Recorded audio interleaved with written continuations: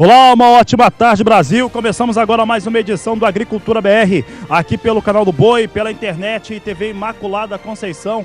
Boa tarde a todos. Estamos aqui na Campo Grande Expo, no espaço Terra Nova Eventos, onde você tem acompanhado desde essa última terça-feira, essa grande feira, essa feira que traz tecnologia, sustentabilidade, entre outros fatores, e que você acompanha aqui em toda a nossa programação, mas principalmente nas edições ao vivo do Agricultura BR, agora meio-dia e 10 e depois às 17h20.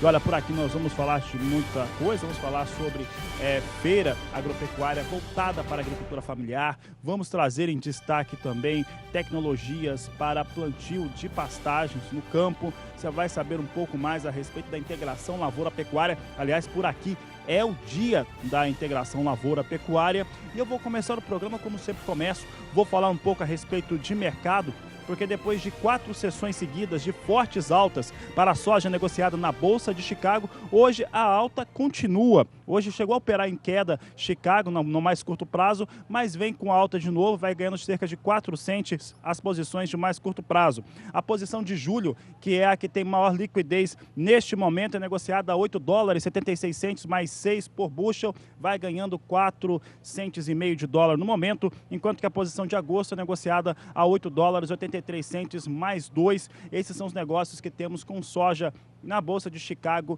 no dia de hoje. Essa elevação que tivemos nesta última quarta-feira, principalmente, fez com que a soja subisse. Tivemos negócios nos portos de Santos e também Paranaguá, respectivamente, em R$ 86,00 a saca e R$ 88,00 a saca de 60 quilos. O mercado chegou a parar a comercialização, porque os produtores estavam aguardando chegar a bater entre R$ 88,00 em Santos e R$ 90,00 a saca no Porto de Paranaguá. Acabou não acontecendo, os valores de referência vêm muito parecidos com os do dia desse dia de ontem, desta última quarta-feira, portanto, são bons os valores. O mercado está com negociação normal. Quem cai nesse momento é o dólar. O dólar vai caindo pelo segundo dia consecutivo, a moeda norte-americana recua. Dólar comercial agora R$ 3,96, mais 3 no momento. Dólar vai perdendo um pouquinho agora, vai perdendo 0,3% a moeda norte-americana. Essas são as informações de mercado. Daqui a pouco, durante o programa, eu falo um pouco mais a respeito deste assunto e falando também ainda hoje sobre o mercado do boi gordo, destaque aqui do Agricultura BR. Nós damos sequências e vamos recebendo os nossos convidados. Estamos na Campo Grande Expo, vamos falar aqui de tecnologia, vamos falar daquilo que vai acontecendo por aqui. E vou falar de um grande evento que eu já vou adiantar, vou até falar aqui com o meu chefe Éder Campos, que está nos acompanhando aqui. Vamos estar no próximo ano numa grande feira, uma feira que é voltada para a agricultura familiar e traz no próximo ano, em 2020, mais atrações. E é por isso que eu vou conversar agora com Auro aqui Otsubo, chefe adjunto de transferência da Embrapa Agropecuária Oeste, e fala desse grande evento. Já é um evento tradicional, ele vai sendo voltado para a agricultura familiar, para o pequeno agricultor, e tem acontecido de uma maneira que ajuda o produtor a trabalhar gestão, tecnologias. O que nós podemos esperar para a edição de 2020 da Tecnofan? Boa tarde, seja bem-vindo.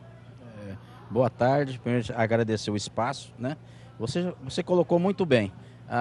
É um evento que a gente vai estar na 4ª edição, então é um evento que ele vem solidificando a cada edição, porque a cada evento ele agrega dentro dessa temática de agricultura familiar vários subtemas, né, que é captado pela demanda do setor, onde a Embrapa faz esse evento, na verdade, para buscar a sustentabilidade da pequena propriedade, vamos dizer, da pequena produção, que ela também, da mesma forma como as grandes propriedades, vamos dizer assim, que atingiu a sua sustentabilidade, ela necessita não só de questões tecnológicas, que o evento mostra muitas questões tecnológicas, mas também vai abordar questões, como você bem colocou, por exemplo, a questão de organização. Nós vamos trabalhar muito, além de trazer experiências exitosas de diferentes regiões do Brasil com relação à pequena produção, em que envolveu organização, por exemplo, cooperativismo, né? Vai ser um tema que nós vamos abordar na próxima edição, que vai ocorrer entre 7 e 9 de abril de 2020, na Embrapa Agropecuária Oeste, em Dourados. Bom, e há uma visão, né, o que algumas pessoas têm sobre a pequena propriedade, né, sobre quem trabalha com a família na sua produção, né, na sua propriedade, de que ela é de subsistência. Mas a pequena propriedade, né, os pequenos empreendimentos rurais, eles podem realizar grandes negócios, atingir nichos de mercado, e essa é uma maneira de se tornar, claro, em áreas pequenas, mas fazer grandes negócios, ter bons resultados. Esse é um pensamento que é trabalhado durante as edições da Tecnofan? Não, com certeza. O objetivo é buscar, como a gente disse, a sustentabilidade com o aumento do rendimento dentro das propriedades, rendimento em todos os aspectos da produtividade, tá? Que culmine em rentabilidade. E tendo rentabilidade, logicamente, aquela família tem a sua independência, né? E a gente tem de destacar que alguns setores, a produção ela é oriunda desse perfil de produtor. Se você pegar hortifruti granjeiros, o leite, culturas como mandioca, o feijão, realmente, sim, esse setor é muito significativa a participação desse setor.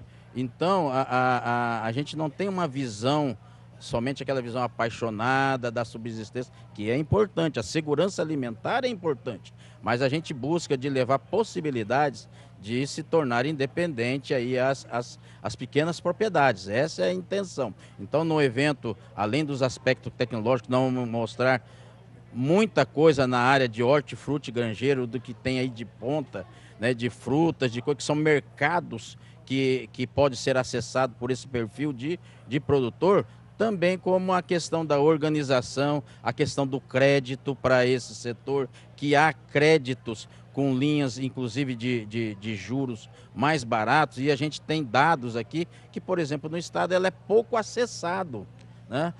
Com juros talvez sejam os mais baixos do mercado. São os mais baixos, sem dúvida. Pouco acessado, quer dizer, então, e também existe toda uma cadeia aí, envolvida nessa questão, não só a Embrapa, que é a geração de tecnologias, mas quem dá assistência, né? Quem trabalha com cooperativas, os agentes financeiros. Então, todo esse elo dessa cadeia, nós vamos botar junto num evento como esse, para que seja discutido. Deixa eu fazer uma pergunta aqui. Hoje, quando nós falamos do desenvolvimento da pequena propriedade, da agricultura familiar, quais são os principais parâmetros para que os resultados sejam positivos, para que se tenha não só subsistência, mas que se tenha rentabilidade, que se tenha realmente uma produção efetiva nessas áreas de produção? Eu creio que é o seguinte, quando a gente vai fazer uma análise como essa, a gente tem que pensar lá no final para vir para trás. O que uma família, a gente tem que imaginar assim, o que uma família numa propriedade dessa, ela deseja e é de direito. Assim como também uma grande propriedade. Eles querem que tenham um bem-estar, que os filhos possam estudar, tenham qualidade, o trabalho seja menos penoso. Hoje, na agricultura familiar, também as atividades, e nós vamos tentar levar máquinas também, que além de tornar mais produtivo, torna também o serviço menos penoso. Então, assim, é todo um ambiente que ela se assemelha também com uma grande propriedade. É que, às vezes, coloco algum viés até ideológico, não vou colocar aqui, mas a questão é a mesma. O que uma grande propriedade lá deseja, a pequena também deseja, né? Então é a mesma coisa, a gente tem que ter esse olhar sem viés nenhum, talvez ideológico aí, e tratá-los como produtores, né? Como alguém que deve se inserir no mercado e almejar renda, né? Então as tecnologias têm que ser voltadas para essa questão, para que tenha mercado, que possa produzir com tecnologia e que eles possam ter acesso a essas tecnologias, aos insumos e oferir renda, né? No fundo é isso aí. Tá certo, Áureo. Bom, o Canal do Boi vai estar com vocês, então, ano que vem. Acontece em abril. Já vou adiantando aqui esse procedimento. Obrigado pela sua participação aqui no Canal do Boi, no Agricultura BR. A Embrapa que agradece, né? Já agradecemos vocês. E vamos esperá-los lá conosco lá. Com certeza que esse evento vai ser melhor do que as últimas edições. Tá certo, obrigado. Um prazer falar contigo aqui no Agricultura BR. O programa continua e eu sempre destaco aqui, né? Nós estamos aqui na Campo Grande Expo, o ambiente é diferente, semana tá de calor aqui, depois de uma semana de bastante frio no Mato Grosso do Sul, uma semana quente aqui, mas muito agradável. As pessoas estão visitando a feira. Hoje é um dia especial por aqui, porque é o dia da integração lavoura-pecuária. É uma data, né? É uma feira temática, então ela tem datas especiais. Hoje, o dia da integração lavoura-pecuária, nessa sexta-feira é o dia da mulher por aqui, né? Então, convidadas já estão chegando aqui na Campo Grande Expo, aqui no espaço do Terra Nova Eventos. Ainda nessa edição, nós vamos falar a respeito de produtividade de gramíneas, de forrageiras, entre outros fatores. Você vai acompanhar aqui no Agricultura BR. Nós temos algumas imagens importantes aqui da feira, vai mostrando os maquinários que nós temos aqui no Agricultura BR. Vou fazer o seguinte, eu vou para o intervalo comercial, vou pedir para a nossa equipe colocar aqui o telefone do WhatsApp. Pode colocar que nós vamos receber por aqui. Nosso WhatsApp é o 67 99656 2266. Pessoal, pode colocar na tela. E dentro de instantes nós vamos falar sobre tecnologias e inovações que você pode acompanhar aqui pelo canal do Boi, pela Agricultura BR, já que você não pôde vir em Campo Grande. Então você acompanha aqui pelo canal do Boi. Voltamos já! Agricultura BR de volta, nós estamos aqui na Campo Grande Expo, estamos aqui acompanhando o que acontece na feira. Vou pedir para a minha equipe mostrar um pouco, dia de bastante sol, temos aqui exposição de máquinas, de tecnologias e muito mais do que você vai acompanhando aqui no Agricultura BR. Bom, e a nossa programação continua, eu tenho convidados aqui, vou conversar agora com a Michele Tomasi, que é pesquisadora da Embrapa Agropecuária Oeste. Durante o dia de hoje, ela vai falar a respeito do diagnóstico rápido para a estruturação de solos. Michele, um prazer falar com você aqui na Agricultura BR, recebê-la aqui no canal do Boi. Como é que funciona esse procedimento, como é que esse trabalho é feito e qual que é o objetivo disso acontecer? Boa tarde, seja bem-vinda. Né, poder estar trazendo um pouco do nosso trabalho. Essa é uma forma de estar fazendo uma avaliação de diagnóstico do solo, da estrutura do solo a campo, então é uma questão mais da física do solo, mas é que é mais difícil de fazer em laboratório. Geralmente em laboratório a gente faz análise de solo para fertilidade, para recomendação de nutrientes, mas a gente vem percebendo, né, com o nosso uso, né, contínuo, que a gente tem também problemas físicos, e esses problemas físicos é mais difícil de se diagnosticar, por causa da análise ser muito demorada, muito caro. Então esse método foi desenvolvido, né, em parceria com outras unidades da Embrapa, universidade, e ele já vem sendo utilizado, foi publicado em 2017, acho que tem a publicação aqui, vou pegar para... Vou pedir aqui para a minha equipe, tem uma publicação aqui, vou pedir a atenção da produção, publicação aqui da Embrapa Agropecuária Oeste, vou trazer aqui para a entrevistada, está ali em cima. E Michele, e esse procedimento, ele facilita, né? Ele torna algo que era mais complicado de se fazer, acaba se tornando mais ágil. Esse que é o procedimento, né? Isso, ele é um procedimento para ser feito a campo. Pode me passar? Tem um livrinho ali também. E ele é um procedimento feito a campo, então a gente consegue, sem precisar ter custo de laboratório, ele é muito facilmente... Então aqui nós temos essa publicação, então, né, onde tem toda a parte da como é feito, não sei se está dando para ver. Vou pedir para a minha equipe aqui ela colocar. E pode continuar, Michele, aqui é o diagnóstico rápido de estrutura de solo. Isso, aqui é um folder acessório e aqui tem toda a explicação, mas a gente está também na feira aqui o curso para os produtores poderem, produtor, técnico, né, treinar. A gente precisa treinar o olho, né, porque é apenas visual, então ele é baseado na... Não. E aí, Michele, aqui falando aqui, quando você fala do treinamento, quer dizer, o produtor rural vai conseguir avaliar, né? A partir desse momento que ele tem as instruções do diagnóstico rápido, ele vai conseguir dar uma avaliação no seu solo. Ao chegar a alguma conclusão, vamos supor uma conclusão que não seja tão efetiva, que não seja tão interessante, o que fazer? Então, a gente tem algumas recomendações ali. Só para falar um pouquinho do método, né, para as pessoas poderem entender como ele funciona, é um método visual onde eu vou estar baseado na forma da estrutura, se ela é mais angular, ou ela é mais grumosa, se o solo está em fase de degradação ou não. Então, dependendo disso, ele vai levar a nota de 1 até 6. A nota pior seria a nota 1, onde o solo já está muito degradado, muito compactado. E aí a gente tem algumas recomendações, inclusive aí na publicação, para que, por exemplo, um solo que já está totalmente degradado, ele já precisa correção química, às vezes intervenção mecânica. Alguns solos que já têm uma nota melhor, tipo 5, 6, 4, muitas vezes não precisa, por exemplo, uma escarificação ou não precisa entrar com uma intervenção mecânica que às vezes você acaba piorando. Então hoje tem muito uso, às vezes até inadequado, por exemplo, do escarificador, onde a gente acaba piorando a estrutura do solo em vez de melhorar, quando não precisa. Às vezes você poderia colocar uma gramínea ou algo a mais. Então isso nos dá assim, onde eu estou na questão da qualidade do solo. Se está muito baixo, eu preciso entrar com várias intervenções, ou se só melhorar uma rotação de cultura, alguma coisa. Então isso, e é um método muito fácil. A gente tem feito cursos em vários lugares, a gente tem dado treinamento na Embrapa também, e é questão de um dia de treinamento, as pessoas já conseguem fazer, e sem custo, né? Custo apenas de abrir uma trincheirinha, coletar a amostra e analisar, né? Sem necessidade de laboratório. E está falando disso, né? Está acontecendo essa instrução aqui na Campo Grande Expo. E essa diferença de fazer esse procedimento, Michele, você não cuidando do solo, não tendo essa observação, você pode ter algumas áreas, alguns talhões, algumas parcelas da propriedade, no qual a infiltração de água é menor. E aí você não forma a caixa d'água de maneira adequada, você pode causar até, em alguns casos, até erosões nessas regiões, né? Então, isso é uma questão que, né, vem se colocando muito em todas as culturas, a gente tem esse problema, né, como você está falando.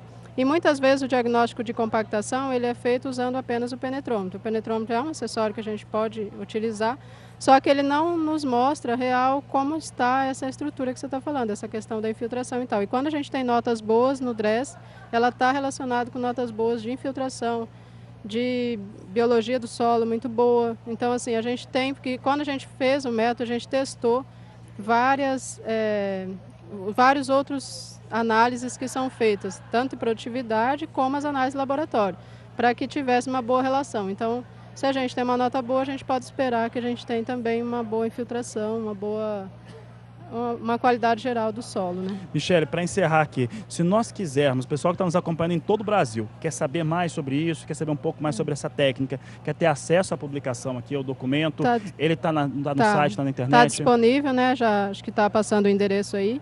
É disponível no site da Embrapa, pode baixar esse aqui também. E também a gente está aqui, a Embrapa Soja, a Embrapa Solos no Rio, do Rio Grande do Sul, que são os que participam principalmente, estão todos disponíveis para entrar em contato com a gente, está marcando curso se precisar, né? A gente vai fazer o curso no local ou a gente faz o curso na Embrapa.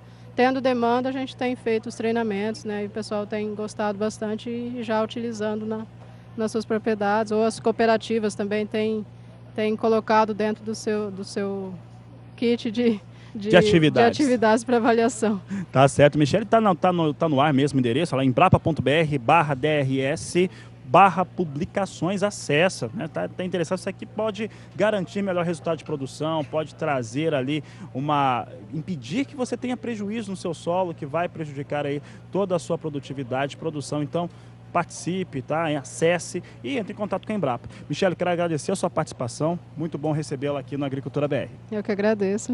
Um bom dia. Tá certo? Uma ótima tarde para você. O Agricultura BR segue por aqui. E você tem acompanhado, né, nesses últimos dias o que vem acontecendo aqui na Campo Grande Expo, uma feira que chega à sua segunda edição, uma feira temática que traz a sustentabilidade como principal elemento em relação ao que acontece no agronegócio brasileiro e também, principalmente, abordando integração lavoura-pecuária. É o que nós temos aqui em destaque, principalmente no dia de hoje, e que você tem acompanhado aqui conosco durante toda a nossa programação. Todos os programas estão tendo aqui links, né? A gente chama de link, comunicação social, televisão chama de links. Mas aqui nós fazemos os programas mesmo, conversamos com as pessoas, tem aquele corpo a corpo, conversa com o produtor e conversa com quem faz e fala da tecnologia. Hoje, mais cedo, eu estava na programação já e estava falando a respeito de uma palestra que falou a respeito de posicionamentos importantes das forrageiras de clima tropical. E quem abriu essa palestra e falou sobre o assunto foi o Rodrigo Lopes, ele é engenheiro agrônomo, gerente técnico da Facholi, está aqui comigo de novo. E eu estava prestando atenção na sua palestra. Obrigado mais uma vez, Rodrigo, por estar participando conosco. E eu estava prestando atenção ali na sua palestra, e ali tem situações que são colocadas, né? Quando você trabalha com sucessão de cultura, seja a soja, seja o trabalho com a forrageira, seja o trabalho com milho, e que precisam ser observados, e principalmente aonde, qual solo que consegue fazer aquele tipo de procedimento, né? Que é algo muito importante para manter os resultados, não é isso? Boa tarde. Boa tarde, Fabiano. É isso sim. A gente fala, nunca foi fácil produzir soja, nunca foi fácil produzir boi, nunca foi fácil produzir milho. Quem diria produzir isso tudo junto na mesma área dentro do mesmo ano. E a gente do Grupo Facholi entra com a questão da dinâmica da forrageira, mediante ao posicionamento dessas espécies, né? Então a gente tem um centro de avaliação, um centro de pesquisa que fica no oeste do estado de São Paulo, em parceria com a Unesp de Dracena, onde a gente faz a validação desse posicionamento. Então, quando a gente pensa em questão de fertilidade de solo, é um dos requisitos que a gente tem que pensar para respeitar a espécie forrageira a ser posicionada. Mas é muito mais complexo do que isso. Quando a gente fala em sistemas de consórcio, a gente tem que ter em mente que a gente tem que fazer as duas culturas ganhar. Se eu penso num sistema Santa Fé, por exemplo, eu preciso ter produtividade de milho e, no entanto, eu também preciso que a minha forrageira se desenvolva bem ao ponto de ter uma boa oferta de matéria seca lá no final. Mas a forrageira é uma cultura que ela precisa, né, de um acompanhamento, vamos dizer assim. É uma cultura onde o que ela apresenta de resultado pode variar muito de uma propriedade para outra em virtude da tecnologia utilizada. Começa aqui num sistema como um sistema, por exemplo, um sistema Santa Fé, onde muitas vezes eu necessito fazer um travamento dessa braquiária. Eu tenho uma espécie de forrageira, no caso, que ela tem uma despadronização de germinação. Isso é natural das espécies de braquiária, é natural das espécies de pânico. Então é algo que se torna muito dinâmico. A questão do posicionamento correto, ela pode mudar demais, né, os resultados dentro de uma propriedade. Ela pode tanto diminuir a produção, como ela pode entregar mais. Então, para você ter uma ideia, dentro do mesmo sistema de tecnologia, que é o chamado boi safrinha, dependendo da espécie forrageira, dependendo da região do país que eu tiver, um simples posicionamento de uma forrageira pode me entregar 4 arrobas a mais de carne num período ali de 4 meses. Ou uma forrageira que eu empregar de maneira errada num consórcio, ela pode me sequestrar 15 sacas a mais de milho, né? A questão relacionada à velocidade de degradação da palha. Então também é uma coisa importante que a gente tem que ter e acompanhar isso dentro da propriedade. A velocidade de degradação da palha, a altura da palha, né, quando você vai... E com o momento de secar, né, para virar palha, eles são fundamentais para que o resultado aconteça de maneira esperada, né? Com certeza, né? Na maior parte das propriedades que a gente entra, o que a gente vê é uma aplicação no dia a dia sem ter um embasamento por detrás. Então, a palhada, eu costumo falar, ela pode ser o remédio ou o veneno, né? Ao mesmo ponto que ela pode te entregar resultado, ela também pode retirar. Se eu chegar num volume de palha para um plantio de uma soja em excesso, né, eu tenho aí uma questão de mecanização, de plantabilidade extremamente complicada. E essa palha, para ela entrar em processo de degradação também, ela sequestra muitas vezes o nitrogênio ali do sistema, e em algum momento ela devolve isso para o solo, mas nessa fase inicial ela tende a sequestrar. E do outro lado, se eu venho com um super pastejo numa área de sistema de integração e na sequência com um plantio de soja em cima de uma área super pastejada, eu também tenho aí a diminuição de oferta dessa palhada, e muitas vezes no momento que essa soja está entrando na fase de enchimento de grão, eu não tenho a palha para segurar a bronca desse solo, né? Então, e uma outra coisa que o produtor tem que passar a olhar, e isso a gente já vê no dia a dia, muitas perguntas chegam até a gente, é a importância do sistema radicular, dessa forrageira que está sendo utilizada. Tem forrageiras que entregam um sistema radicular mais agressivo e tem outras que nem tanto. Em algumas situações, avaliações feitas aí, tem mostrado que em solos mais argilosos, com problemas de compactação, a raiz participa do incremento de produtividade dessa soja em torno de 70% do que ela recebe é devido à questão do sistema radicular da planta e não a parte aérea, que é a palhada. Exatamente, é aí que consegue ter aquela penetração. consegue ter aquela penetração no solo, né? E com isso atinge e faz a infiltração de água também, que é fundamental para o desenvolvimento. Com certeza, com certeza. Uma das coisas que a gente tem visto muito aí, principalmente em questões de solo mais arenosos, que é o nosso grande desafio hoje no avanço da soja, é as altas temperaturas, né? Numa das avaliações feitas nesse ano no área experimental do Grupo Facholi, né, o que a gente observou? Áreas simulando o plantio convencional e áreas com palhada. As áreas onde a gente tinha palhada, o estande de plantas ficou na faixa de 10 plantas por metro linear.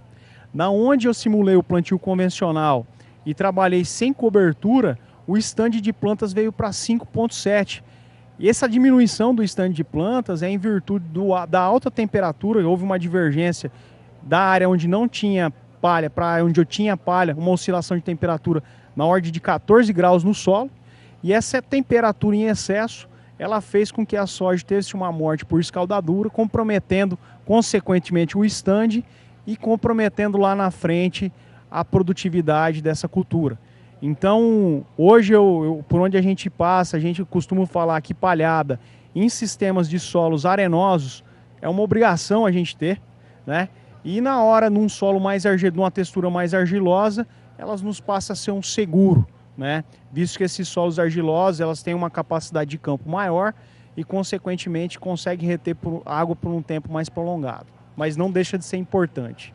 Tá certo, Rodrigo Lopes. Rodrigo, quero agradecer a sua participação aqui no Agricultura BR. Mais tarde, às 16h10 no horário de Brasília, 15h10 aqui no horário do Mato Grosso do Sul, uma hora a menos aqui no fuso horário. O Facholi vai falar também de um outro assunto. Dá para fazer o convite para o pessoal que estiver por aqui? Com certeza. A gente vai estar com a parte de estratégia de confinamento. Quem vai estar abordando esse assunto é o nosso supervisor técnico na parte de nutrição, Rafael Barreiro, né? A partir ali das 15 horas a gente já está ali aguardando todo o público para poder estar apresentando as estratégias que a gente vem acompanhando aí no dia a dia. Tá certo, eu vou estar lá também. Obrigado, Rodrigo, pela participação. A Agricultura BR vai para mais um rápido intervalo comercial. Daqui a pouco nós vamos falar de outras tecnologias de pastagem, também tecnologias voltadas para a soja e a produção de milho. Participe do programa conosco, que você está aí vendo na tela, faz pelo Facebook, pelo Twitter e também pelo WhatsApp, 67996562266. Voltamos já.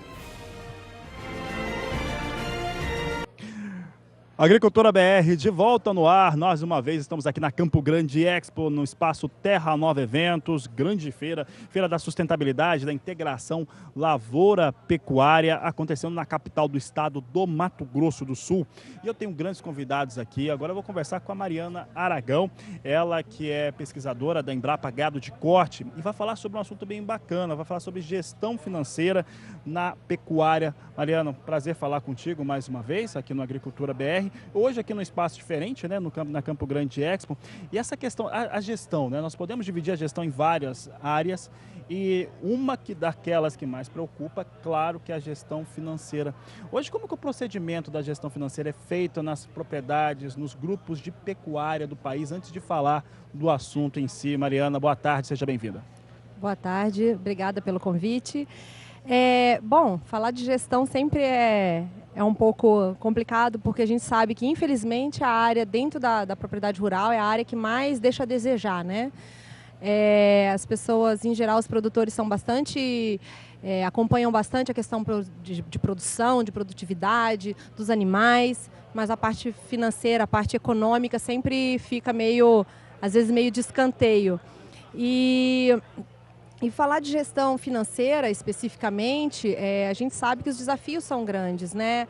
A gente sabe que, por exemplo, nas cidades, qualquer padaria, qualquer farmácia tem um sistema de controle de gestão, de gestão de estoque, da questão de caixa. Agora, na pecuária, que são fazendas com um patrimônio enorme, né? Quando a gente bota terra na conta, o patrimônio é muito grande e a preocupação não é tão grande com a questão financeira. Então, ainda é feito de uma forma muito informal, muito intuitiva, na base, né, mais para uma prestação de contas para imposto de renda, às vezes, com pouco foco gerencial. Porque para que a gente faz os controles? É para a gente tomar decisão, né?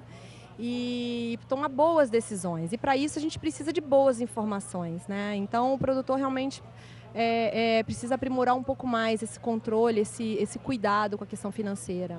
Hoje, Mariana, antes de entrar, hoje o produtor rural, o pecuarista, ele consegue saber, por exemplo, a questão dos custos dele de operação, os custos operacionais, o custo da terra, você citou muito bem, o custo da degradação da fazenda, né? A fazenda você vai utilizando, ela vai depreciar, né? E você tem que ter um reinvestimento. Aí os custos que ele tem, por exemplo, de arroba produzida, arroba estocada, arroba que não foi vendida ainda. Esses controles hoje é comum ter na propriedade para fazer uma gestão financeira adequada? Não, infelizmente não é comum o produtor ter. É um percentual muito pequeno de produtores, normalmente aqueles que trabalham já num esquema mais empresarial, que tem esse tipo de análise, esse tipo de resultado.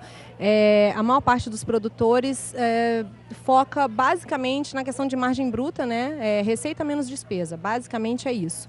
Ou olhando talvez um pouco do fluxo de caixa, olha tudo o que entrou e o que saiu do caixa. Aí nesse caso ele fica muito ligado no enquanto que está a arroba e não necessariamente ele sabe quanto que... Exatamente. Então, se a gente perguntar o quanto ele está, qual o retorno dele em cima da arroba produzida, ele não sabe informar, né? Porque quando a gente olha só a movimentação financeira, existem custos associados ao seu capital fixo que não são considerados. Então, é um olhar. Claro, é importantíssimo. Aliás, é o primeiro passo de uma análise econômica, é você ter o controle financeiro. Sem isso, você não faz análise econômica, você não sabe o custo de produção. Agora, ele precisa, de fato, começar com uma análise financeira e evoluir para uma análise econômica para ele saber, comparando o custo de produção dele com o valor da arroba de mercado, qual é a margem que ele está tendo em cima daquilo, né? É possível, por exemplo, ele trabalhar com o mercado futuro, fazer uma proteção?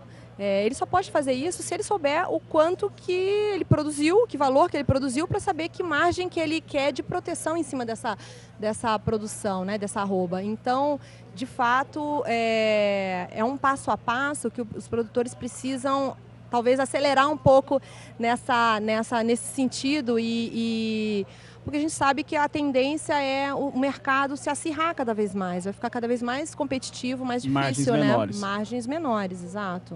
Mariana, e daqui a pouco você vai falar com um público, eu imagino, heterogêneo, você vai ter gente que já faz uma gestão financeira, gente que começou a fazer e gente que precisa, né? Sabe que precisa, então vai lá se informar. O que você vai dizer para esse público daqui a pouco? Bom, a primeira coisa que a gente sempre fala, essa é uma receita de bolo, aprenda a separar as suas contas pessoais das contas da fazenda, porque esse é o primeiro erro básico dos produtores. Muitas vezes a conta da família, né, as retiradas para a família ou para o produtor, elas são feitas da conta, né, geral da fazenda, sem uma separação. Então, para ele é muito difícil identificar o quanto de fato aquela fazenda poderia contribuir para essa qualidade de vida que ele tem, para esse padrão de vida que ele decidiu ter. Ele não consegue fazer essa análise, porque está tudo misturado. Então, a primeira coisa, o primeiro passo seria separar os gastos pessoais dele, da família, das despesas e investimentos da fazenda, para poder ter separar, digamos, a pessoa física da pessoa jurídica, mesmo não sendo, né, em termos, de fato, é esse o caso. Mas ele precisa conhecer o potencial de remuneração que a fazenda dele tem condição de proporcionar para ele e para a família dele, né, o padrão de vida que ela vai gerar para eles. Na sua experiência, Mariana, já aconteceu de produtores, pecuaristas, que quando começaram a fazer a gestão financeira, mudaram até a sua maneira de atuar, do procedimento técnico, de como que estava atuando nas categorias animais, de como que estavam selecionando. Chegou a ter esse impacto, porque quando ele começa a controlar, ele começa a enxergar outras coisas também. Mas é exatamente esse o objetivo, e acontece mesmo, porque coisas que ficam muitas vezes perdidas no meio, né, das contas, no meio daquela situação do dia a dia, a gente não vê, se a gente não parar para separar as coisas e analisar individualmente o que é despesa, o que é investimento, esse é outro ponto, né, separar despesa de investimento e entender qual é o resultado de longo prazo desse tipo de análise. fica muito difícil para ele tomar decisão. E é para isso que a gente faz controle. A gente não faz controle para falar que faz, né? A gente faz controle para entender a situação e tomar decisões, boas decisões, em cima desses controles. Senão não tem sentido, né? Só vai dar trabalho e não vai resultar em nada, em nenhuma melhoria. Como a pecuária, Mariana, para nós encerrarmos aqui, a sua opinião, uma pecuária que tem uma demanda crescente, mas uma demanda de um público muito exigente, cada vez mais exigindo qualidade, procedimentos diferentes, com margens apertadas em praticamente todos os elos da cadeia produtiva. Uma fazenda, uma pecuária que não faz os controles básicos, como o controle financeiro, ainda vai ter espaço, o espaço está terminando mesmo. Eu acho muito difícil, se a gente pensar no longo prazo, 20 anos, né, 15, 20 anos, eu acho muito difícil de uma fazenda se sustentar sem trabalhar essa questão gerencial de uma forma mais profissional, dela conhecer de fato qual é o seu patrimônio, qual é a remuneração desse capital, quais são as estratégias que ela vai ter que atuar, né, vai ter que imprimir no negócio. Eu acho muito difícil, porque a massa de produtores vai mudando, né, o padrão tecnológico, a adoção de tecnologia, e eu estudo a intensificação tecnológica, e a gente vê que sem fazer uma intensificação tecnológica sustentável, dificilmente o produtor vai conseguir se manter. E a gente já tem visto isso acontecendo, né? Quantas propriedades aí que arrendaram para outras atividades? Porque existe uma pressão do uso da terra, né? A terra está lá.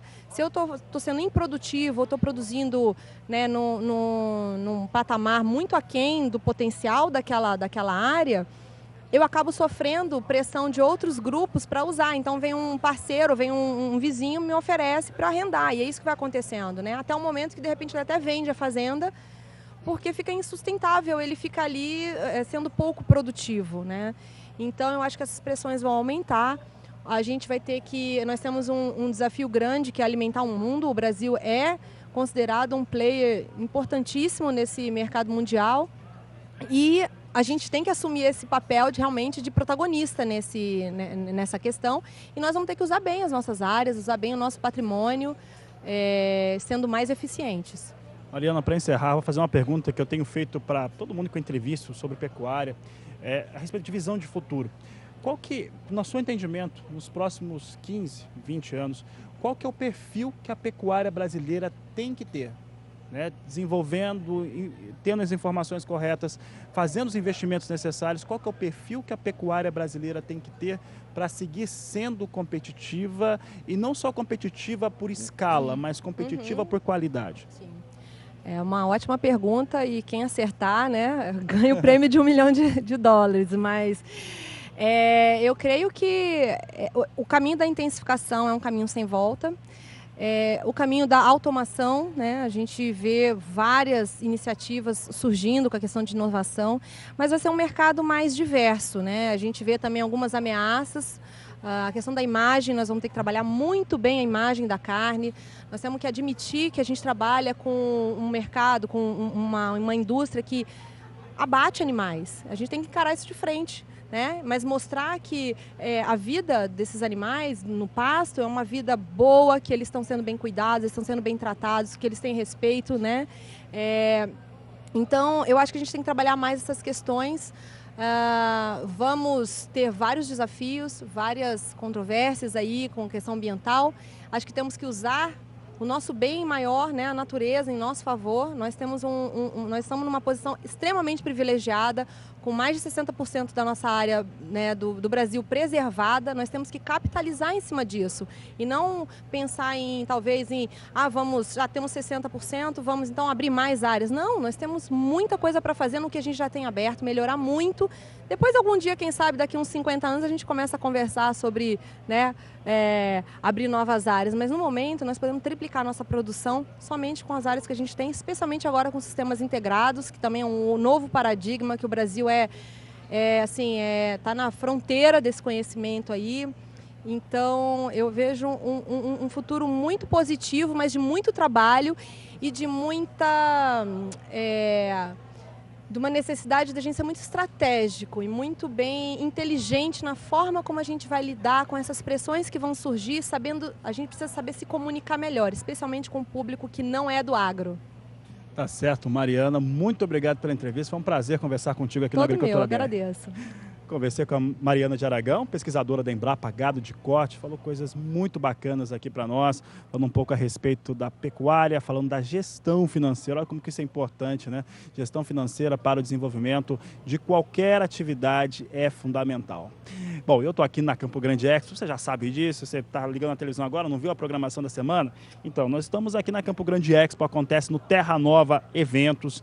É um evento diferente, porque é um evento que trata do agronegócio com sustentabilidade, são abordagens importantes que são feitas em relação ao que está sendo desenvolvido através de integração, através de resultados melhores de campo, resultados para toda a cadeia produtiva. O produtor rural está visitando aqui a feira, tem falado aqui conosco e tem gostado bastante do que tem visto aqui no Terra Nova Eventos. Fica pertinho da cidade, você leva aí 20 minutos para chegar. Se você está em Campo Grande, está no Mato Grosso do Sul, ó, vale a pena, a feira vai até sábado e nós estamos por aqui. Vem aqui, bate um papo aqui conosco aqui no Canal do Boi.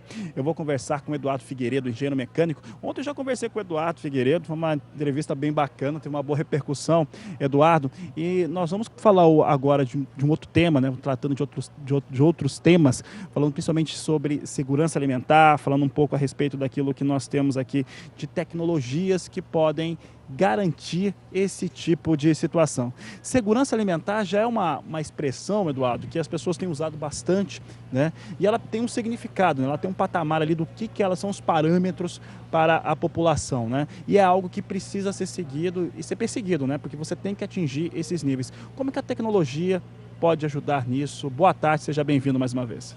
Boa tarde, obrigado pela nova oportunidade ao público do Canal do Boi e a sua sempre cordial atenção para assuntos importantes no agronegócio.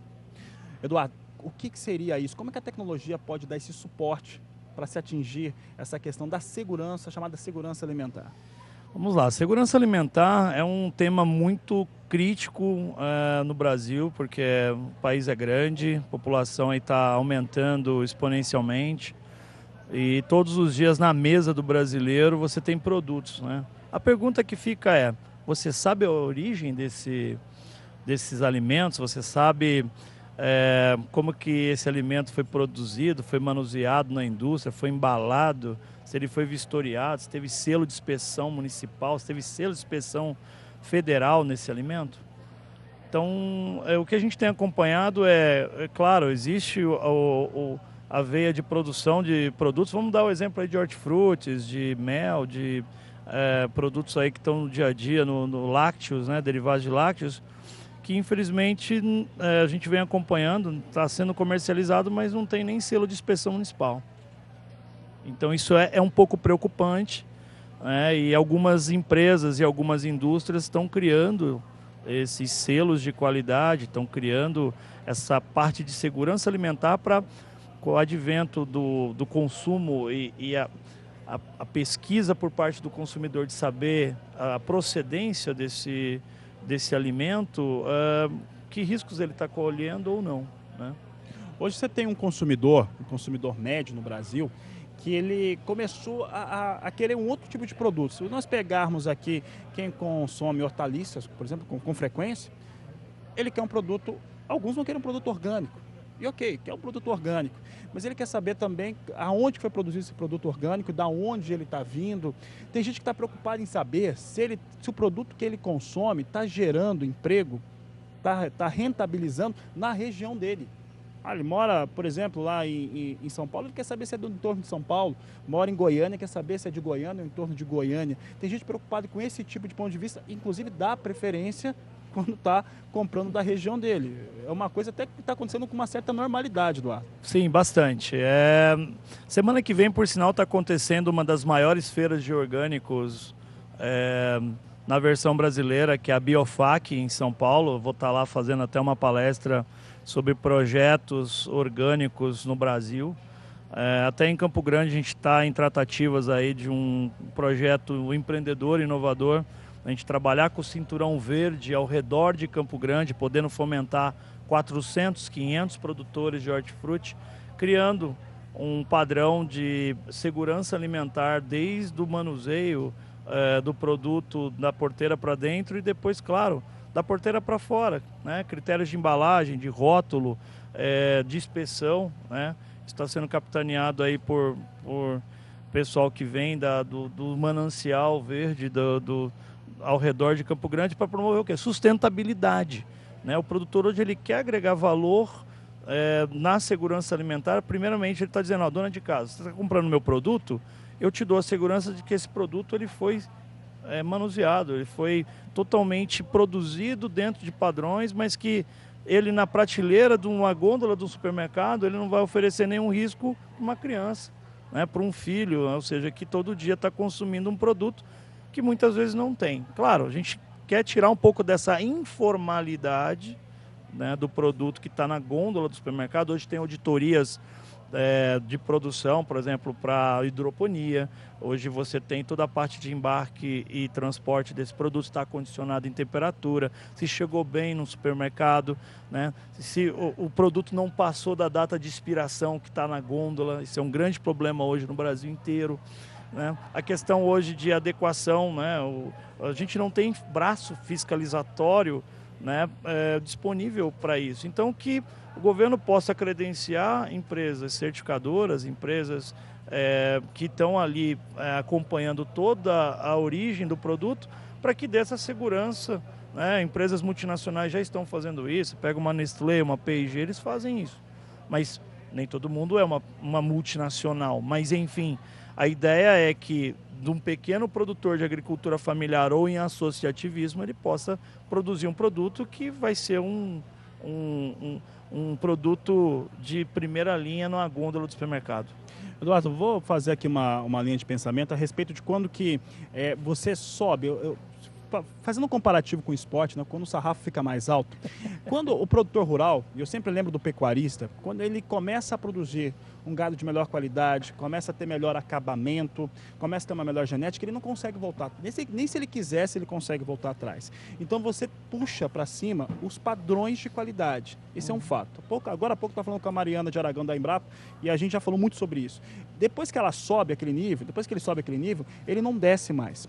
Quando você tem numa região produtores que estão produzindo alimentos certificados, esses alimentos ele também tem um custo de produção, ele também tem a questão da certificação e você tem um público específico para ele. Só que automaticamente os demais produtores ou a produção, né, que é quando você produz numa área assim, você produz toda ela, mas os vizinhos dele, os demais que estão produzindo na região, mesmo que não estejam certificados, acabam também melhorando o seu padrão de produção e a alimentação da população inteira de uma região pode ser melhor por conta de ações como essa. Ou é certo esse pensamento? Sim, é extremamente inteligente a tua abordagem. O objetivo é aumentar o sarrafo, aumentar a qualidade do alimento, mas principalmente a forma como ele é manuseado para chegar na gôndola do supermercado. Isso traz... segurança alimentar é muito mais do que o nome de segurança alimentar. São padrões que a indústria de alimentos, a ABIA, que é a Associação Brasileira de Indústria de Alimentos, ela está se mobilizando exatamente para promover a disseminação desses padrões, né, de adequação do produto para esse mercado consumidor mais exigente. Mas principalmente, né, o consumidor ele tem um papel extremamente importante, que é o quê? Dele ser mais exigente com o produto. Porque muita gente quer quer ter um produto de qualidade, mas não quer ter um ganho, despender um valor um pouco maior. Por quê? Porque esse produto é especial. Pega o caso de Europa, de Estados Unidos. Quando ele vem para o Brasil comprar fruta, comprar especificamente, por exemplo, na bacia do Rio São Francisco, que é um grande produtor de excelência de frutas, de uvas, exatamente, uvas, ou seja, está se produzindo vinho, ou seja, isso não fomentou o incremento do nível de produto que estávamos produzindo antes e depois, principalmente? Ou seja, isso fomentou a economia, geração de emprego, ou seja, é um polo que ele se destoa economicamente de outros polos tradicionais no Brasil, que a gente tem essa cultura de poder alimentar a população brasileira, mas principalmente trazer o quê? Uma renda para todos, né? Ou seja, onde passa a agricultura, ela permeia, ela capilariza, né? Diferente de outras cadeias produtivas que concentram um pouco mais para depois devolver para o meio ambiente econômico, a agricultura ela tem esse viés de fomentar a economia regional e nacional e até internacional, né? Tá certo, Eduardo. Eduardo, para encerrar, você acredita que nos próximos anos nós vamos ter mais produtos certificados, em alguns casos, selos de origem, onde que é diferenciado, onde se faz um queijo especial, onde tem uma produção de café melhorada? Você acha que nós caminhamos para isso? Nós queremos caminhar para isso. Vale salientar, que é uma informação que eu acabei omitindo no nosso bate-papo aqui, na nossa entrevista, é que também as normas do Ministério da Agricultura também precisam estar atualizadas, porque as normas estão muito antigas. Então, uma das grandes bandeiras que o Ministério hoje tem é tentar atualizar as portarias, as instruções normativas por tipo de produto. Então, no caso aí, por exemplo, para a agricultura familiar, para a hortifruti, por exemplo, ela precisa ser um pouco mais modernizada, porque isso também depende, né? Eu dependo de serviços de inspeção municipal, e onde eu não tenho serviço de inspeção municipal? Quer dizer que eu vou privar o produtor de não produzir ali naquele município que não tem um serviço de inspeção municipal? Fica a pergunta. Ou seja, posso delegar, na ausência disso, para uma empresa certificadora poder estar auxiliando o associativismo de produtores que tem excelência de produção? Ou seja, muita gente quer. Basta também a gente também ter uma força-tarefa trabalhando junto para prover esse ganho de qualidade e econômico para o produtor. Tá certo, Eduardo. Obrigado pela participação mais uma vez. Um prazer falar contigo. Prazer é nosso. Um grande abraço aos ouvintes aí do Canal do Boi.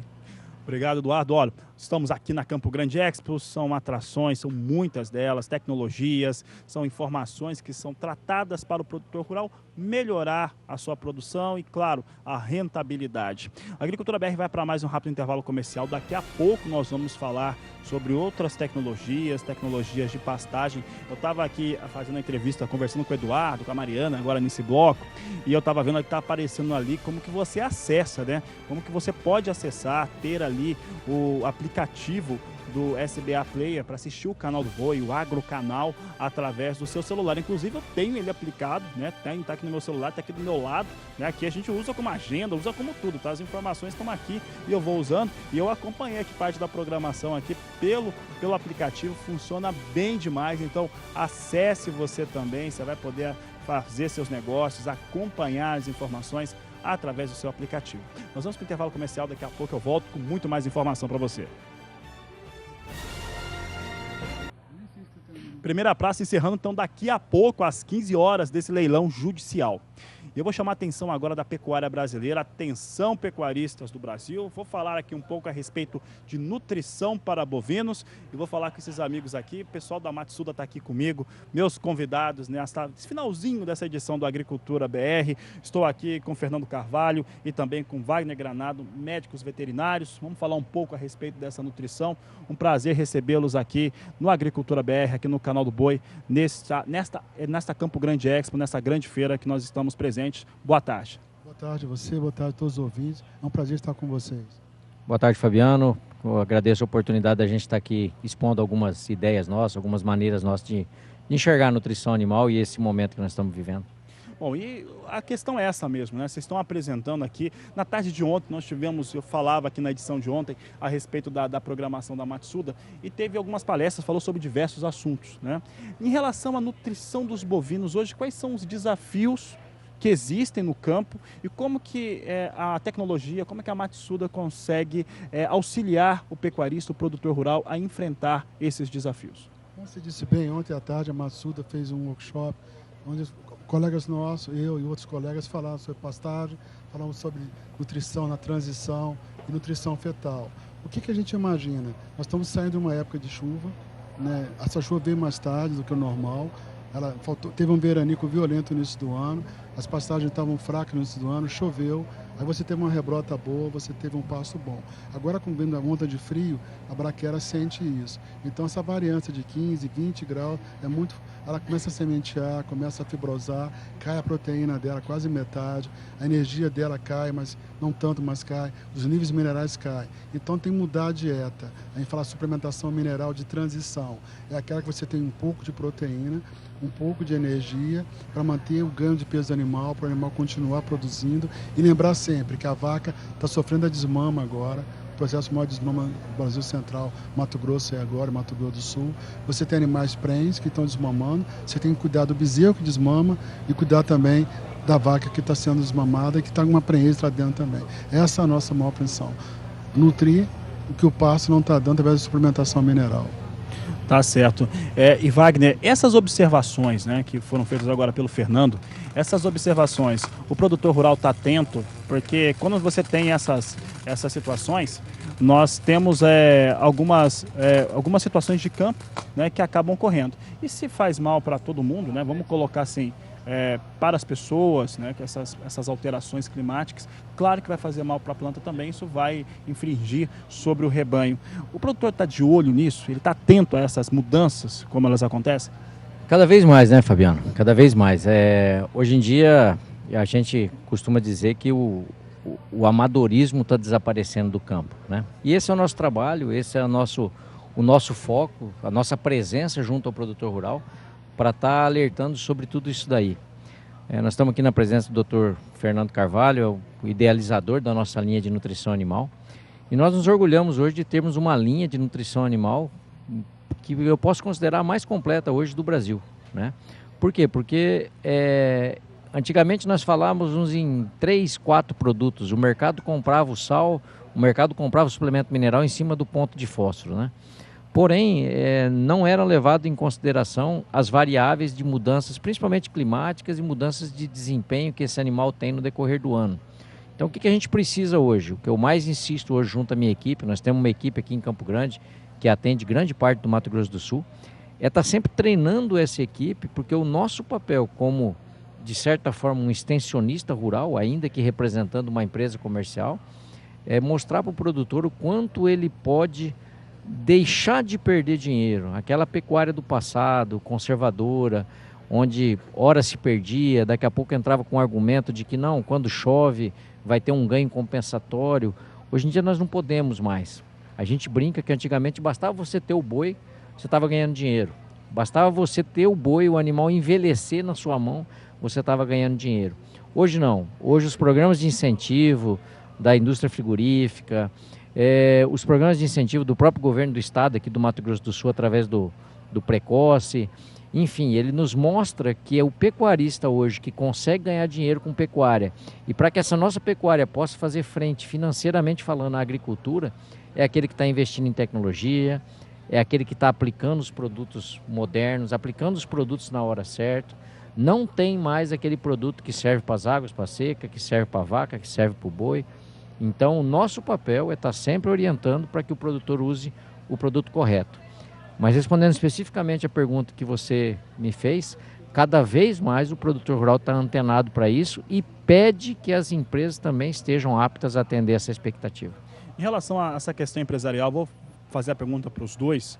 Hoje nós podemos dizer que os parâmetros para o desenvolvimento de tecnologias, dos produtos para a pecuária, né? A gente pode falar do agronegócio todo, mas especificamente da pecuária, eles observam, no caso, as categorias animais, questões de raça, de clima, de região, e aí quem faz, né, a indicação para o produtor rural, ele precisa estar atento. Na verdade, ele tem que estar muito preparado, porque você tem ali um pacote, os parâmetros, mas ele tem que estar muito atento para essa aplicação. É isso que nós estamos vendo hoje no Brasil? Eu vou repetir o que o Wagner falou. O profissionalismo está ganhando. A questão do amadorismo, ele tá fadado ao fracasso. Hoje tudo é custo e tempo. Nós temos que apressar os ciclos. O ciclo da recria, buscar precocidade, diminuir o intervalo entre parto. Isso mexe muito com o trabalho nutricional. Tem que ter gestão de equipe. É claro que a genética é importante, mas sem a nutrição, nenhuma genética conseguirá isso. Você falou bem, ele está antenado, é uma questão de sobrevivência, é uma seleção. Existem pessoas que são pioneiras, eles já trabalham, eles têm uma visão maior do que os outros. E tem outros que aprendem. Tudo se aprende, Fabiano. Tem hora que não está dando certo o negócio, ele produz bezerro, ele tem que ter o melhor bezerro possível, o mais rápido possível, com a maior frequência possível. Sem nutrição você não consegue isso. E lembra sempre que o importante é a fêmea. A fêmea é o patrimônio da pecuária. O macho se compra, a fêmea se faz, e demora gerações. Se você compra uma fêmea, você pode estar tendo coisas boas, coisas médias e coisas ruins. Macho você pega por peso, vê se vale a pena ou não, mas a fêmea não. Toda a questão do bezerro, da gestação, do cuidado que ela tem, da precocidade, de tudo que você pode imaginar, até a questão uterina. A questão uterina, às vezes, o pessoal não dá valor. Uma vaca que cuida mal do bezerro dentro do útero, o pessoal antigo sabe o que é isso, o bezerro do cedo. O bezerro do cedo é o que nasce em agosto, no máximo em setembro. Ele morrerá primeiro, se pegará uma seca.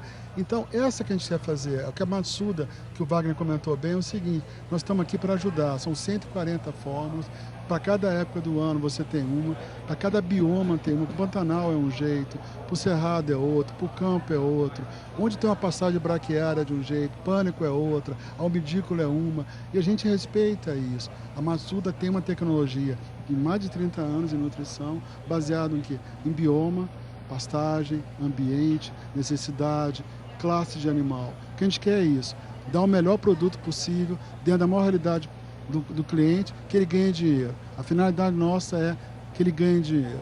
Nosso produto é para que ele aumente a capacidade dele de gerar renda através de produção e produtividade. Só colaborando com a colocação do Dr. Fernando aí, você, na sua pergunta, você falou sobre o regionalismo, vamos dizer assim, as especificidades de cada local. Aqui no caso do Mato Grosso do Sul, nós temos a questão do Pantanal, né? Onde no passado o pessoal falava que tinha as fazendas onde tinham as salinas, né? Os barrancos de sal, os afloramentos de sódio, né? Para nós que trabalhamos com nutrição animal, toda nutrição animal se baseia na ingestão de sódio. A gente, via sódio, a gente leva até o animal os outros nutrientes que a gente sabe que esse animal necessita. Então, um grande desafio atender Pantanal em regiões de água salobra, porque esse animal se satisfaz de sódio muitas vezes pela água de bebida e a gente tem dificuldade de dar consumo, né? Então, o produtor rural tem que encontrar uma empresa parceira que monitore consumo na sua propriedade para que a gente, enquanto técnico, consiga fazer uma fórmula que atenda a nesse caso, esse regionalismo. E assim é em regiões do Nordeste, assim em Vale do Ribeira tem as suas particularidades, o sul do país tem as suas particularidades. Por isso que a empresa ela tem que ser uma empresa grande, mas ao mesmo tempo ter a sua ramificação muito forte regionalmente. É o que a gente tenta fazer. Tá certo. Eu vou agradecer a participação de vocês, vou até fazer um convite. Hoje, às 17h20, horário de Brasília, tem a terceira edição daqui do Agricultura BR, vou fazer a edição daqui, nós vamos falar sobre tecnologia, as agrotechs, vamos falar também de influência digital no agronegócio, e tem muito a ver com tecnologia, então se vocês puderem, né, pelo menos um de vocês estarem aqui conosco, às 17h20 a gente começa esse programa.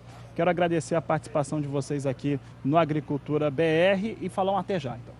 Muito obrigado, é uma honra estar com você e com os ouvintes. Estaremos aqui se Deus quiser. Obrigado, Fabiano, pela oportunidade. Tá certo. Olha, eu vou para o último intervalo comercial. Daqui a pouco eu vou trazer para você informações a respeito de oportunidades de negócio nesse final de semana, grande leilão aqui pelo Canal do Boi. Eu volto já.